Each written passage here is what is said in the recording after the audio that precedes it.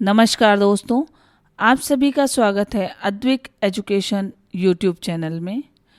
आइए आज हम सभी संधि के बारे में पढ़ते हैं। संधि शब्द का अर्थ होता है मेल या जोड़। किसका जोड़? दो ध्वनियों का जोड़। पहले शब्द के अंतिम वर्ण और दूसरे शब्द के पहले वर्ण से जो विकार उत्पन्न होता है उसे संधि कहते हैं। संस्कृत, हिंदी एवं अन्य भाषाओं में परस्पर स्वरों या वर्णों के मेल से उत्पन्न विकार को संधि कहा जाता है। जैसे विद्याधनालय, विद्यालय, पर्वतधन, आरोही, पर्वतारोही आदि। संधि के भेद। संधि के 3 भेद हैं: स्वर संधि, व्यंजन संधि, विसर्ग संधि। स्वर संधि के बारे में मैंने आपको मेरे पहले वीडियो में बताया है। आज हम व्यंजन संधि और विसर्ग संधि के बारे में पढ़ेंगे।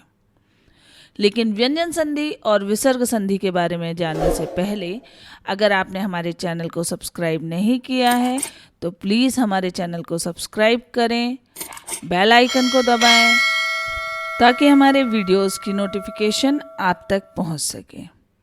तो आइए अब हम पढ़ते हैं व्यंजन संधि के बारे में। व्यंजन संधि: जब व्यंजन के बाद स्वर, स्वर के बाद व्यंजन अथवा व्यंजन के बाद व्यंजन हो तब उस मेल को व्यंजन संधि कहते हैं। जैसे उन्नति, दिगंबर, उन्नायक आदि। व्यंजन संधि के नियम। व्यंजन संधि के कुछ नियम इस प्रकार हैं। तो आइए अब जानते हैं व्यंजन संधि के नियमों के बारे में। तो व्यंजन संधि का सबसे पहला नियम है वर्ग के पहले व्यंजन का तीसरे व्यंजन में परिवर्तन। अर्थात जब पहले वर्ण को तीसरे या चौथे वर्ण से या किसी स्वर के साथ उसका मेल होता है तब वहाँ पर पहले वर्ण के स्थान पर तीसरा वर्ण बन जाता है। जैसे दिक् धन अंबर दिगंबर, दिक् धन भ्रम दिग्भ्रम, दिक् धन दर्शन दिग्दर्शन, वाक धन ईश बागीश आदि। अब है व्यंजन संधि का दूसरा नियम।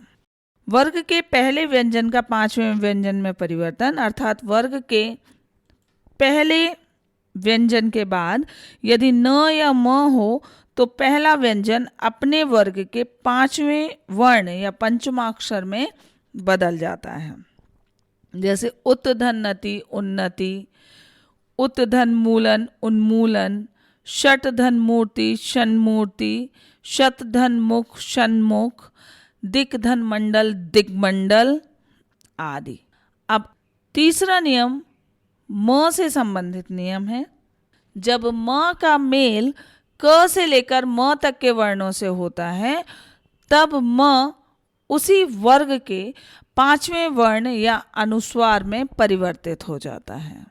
जैसे समधन यम संयम, समधन योग संयोग, समधन सार संसार, समधन लाप संलाप, समधन सद संसद आदि। अब अगला नियम है त से संबंधित नियम। अर्थात जब त का मेल च या छ से होता है तब त च में परिवर्तित हो जाता है। जब त व्यंजन का मेल ज या झ से होता है तब वो ज में परिवर्तित हो जाता है। जब त का मेल ट या ठ से होता है तब वो ट में परिवर्तित हो जाता है। और जब त का मेल ल से होता है तो वो ल में परिवर्तित हो जाता है। जैसे उत्धन चारण अर्थात उच्चारण, सत धन जन सज्जन, तत धन लीन तल्लीन आदि। अब पांचवें नियम के अनुसार जब त का मेल श से होता है तब त आधे च में या च व्यंजन में परिवर्तित हो जाता है और श छ में परिवर्तित हो जाता है।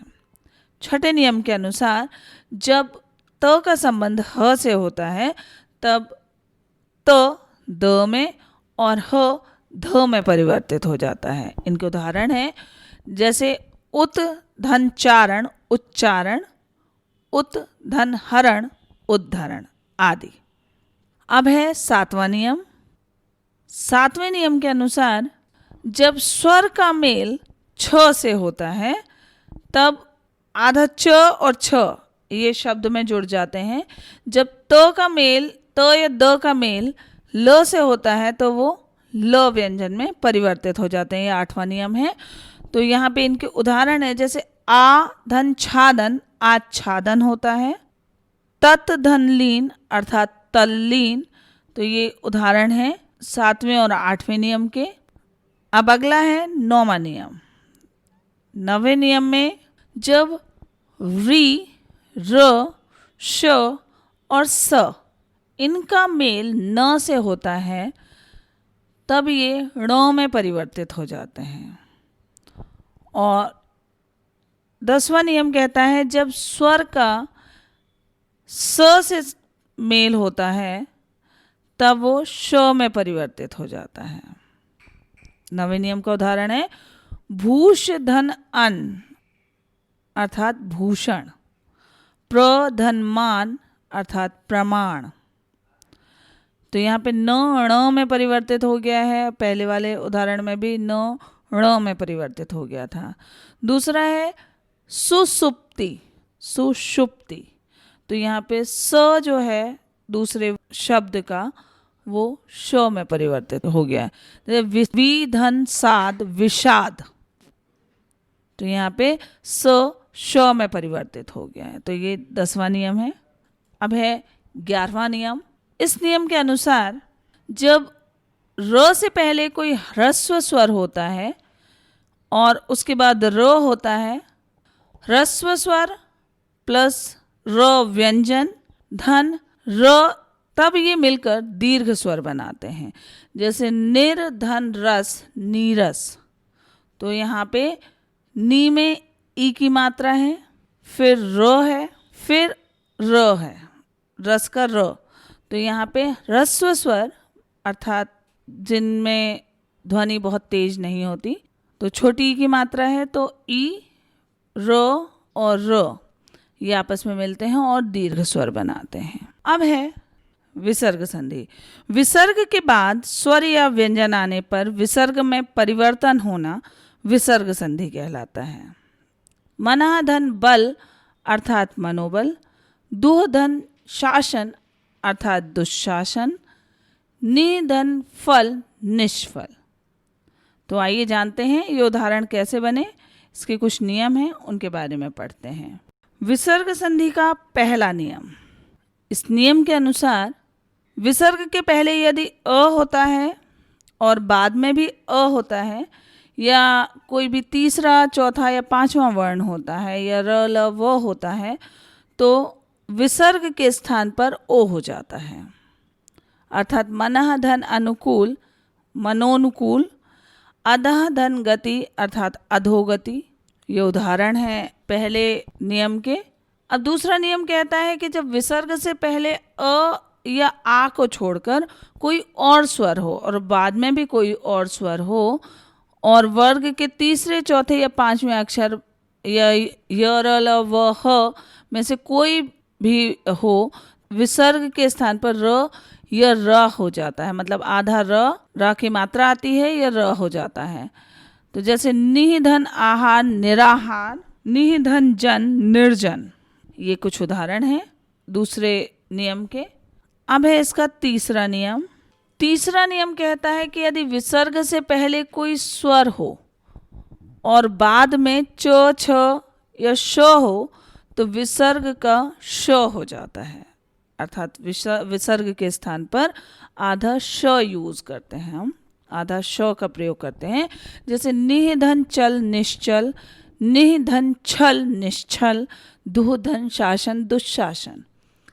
अब अगला नियम कहता है कि विसर्ग के बाद यदि त या स हो तो विसर्ग स बन जाता है। जैसे नमः धन ते नमस्ते, निह धन संतान निस्संतान, दुह धन साहस दुस्साहस।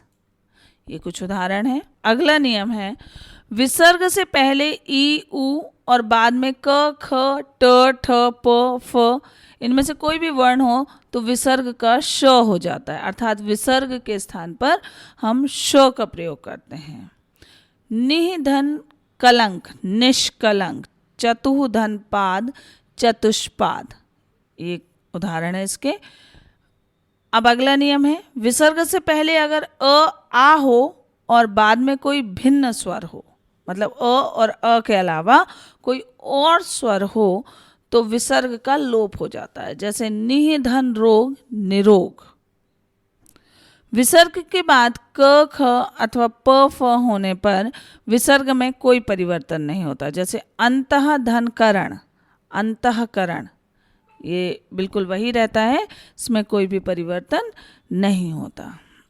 हमारे साथ इसी तरह बने रहिए, हमारे चैनल को लाइक शेयर और सब्सक्राइब कीजिए, और आगे भी हम आपके लिए ऐसे ही वीडियोस लेकर आते रहेंगे। धन्यवाद।